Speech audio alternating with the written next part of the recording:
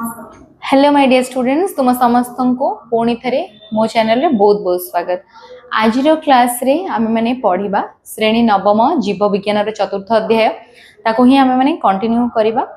तो आमे माने पूर्वरु विभिन्न प्रकार गाई विषय रे मध्ये जानिथिले, सेमानकर खाद्य खास करिके गो खाद्य केते प्रकार ए सब पढ़िथिले और जानिथिले। तेबे आज आमे माने पढ़िबा गाई और मईंसी मानक ठारे देखा जाउथबा रोग गुड़िक कौन कौन।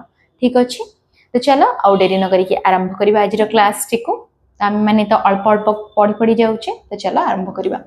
तो गाई मानक ठारे देखा जाउथबा साधारण रोग गुड़िक पिला माने गाई और मईंसी मानकर रोग मध्य दुई प्रकार। ठीक अच्छे, गोटे होची जेपरि कि अंत परजीवी मानक द्वारा से माने आक्रांत हुअंती, ताको छाड़ी कि आउ गोटे प्रकार अणुजीवी जोटा कि होचंती बाह्य परिजीवी, तो सेमानक द्वारा मध्य से माने आक्रांत होइथांती। तो जो अंत परजीवी गुड़िक रहिले एमाने गाई गोरु और मईंस मानकु किभଳି भाबे आक्रांत करथांती ना प्लीहा ज्वर, आंथ्राक्स, निमोनिया, फाटुआ एही प्रकार रोग सब होता है गाई मानक। ठीक अच्छे, साधारणतः भावे तुम मैंने जदि गाई मानक ठारे देखा जीव तेबे एही सब प्रकार रोग गुड़िक से आक्रांत करिथांती। जो बाह्य परजीवी गुड़िक रहिले सेमानक द्वारा कौन होता है, साधारणतः गाई मानक विभिन्न प्रकार चर्म रोग होता है।